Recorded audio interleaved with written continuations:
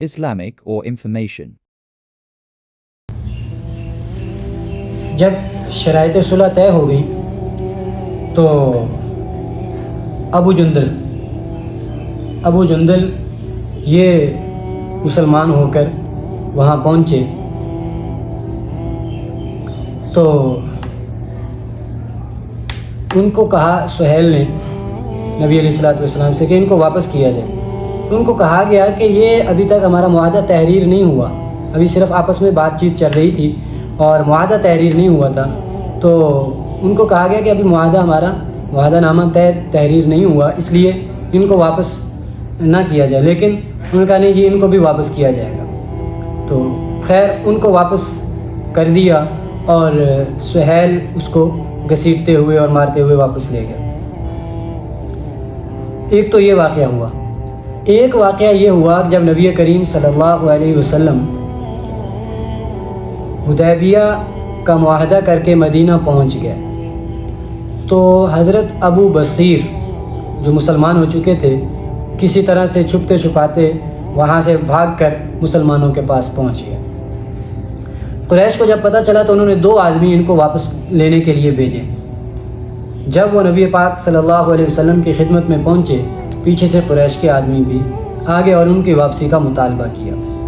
تو نبی کریم صلی اللہ علیہ وسلم نے معاہدے کے مطابق ان کو واپس جانے کا حکم دیا. یہ مسلمانوں کو پکارتے بھی رہے. اب مسلمان نبی علیہ الصلوۃ والسلام کی بات کے خلاف نہیں جا سکتے تھے, اس لیے کوئی بھی نہیں اٹھا. بالآخر وہ قریش ان کو لے گئے.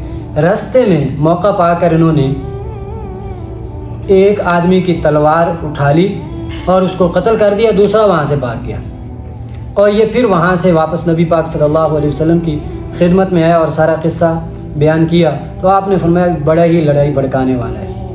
تو کہنے لگے کہ یا رسول اللہ صلی اللہ علیہ وسلم آپ کو پتہ ہے اگر آپ مجھے واپس کریں گے تو وہ مجھے واپس اپنے دین پر یعنی اسلام سے پھرنے پر مجبور کریں گے, اس لیے آپ مجھے واپس نہ کریں. تو خیر جب آپ نے یہ فرمایا نا کہ بڑا ہی لڑائی بھڑکانے والا ہے تو وہ سمجھ گئے کہ اب اگر میں یہاں رہا تو پھر واپس کر دیا جاؤں گا. اس لیے وہ وہاں سے اٹھے اور سمندر کی طرف نکل گئے. جو قریش یعنی مکہ کا شام کی طرف کا جو راستہ تھا وہاں چھپ کر چلے گئے. اور ان کے پاس ابو جندل کو جب اطلاع پہنچی جن کو پہلے واپس کیا جا چکا تھا وہ بھی ان کے پاس پہنچ گئے. اور رفتہ رفتہ جو بھی مسلمان ہوتا اور اس کو اطلاع ملتی ان کی تو وہ چپکے سے ان کے پاس چلا جاتا.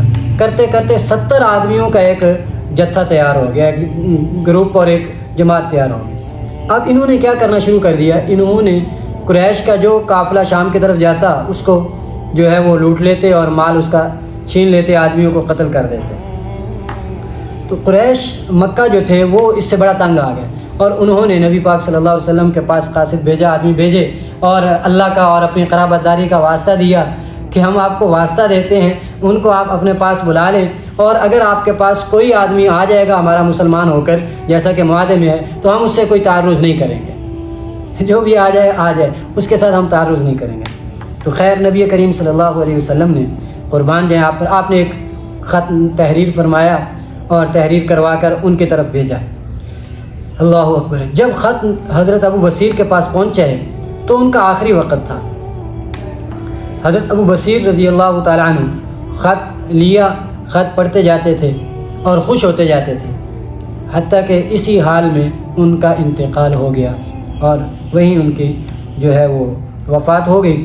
حضرت ابو جندل نے وہاں پہ ان کے لیے قبر بنوائی اور قریب میں ایک مسجد بنوائی اور پھر اپنے باقی ساتھیوں کو ساتھ لے کر نبی پاک صلی اللہ علیہ وسلم کی خدمت میں حاضر ہو گئے.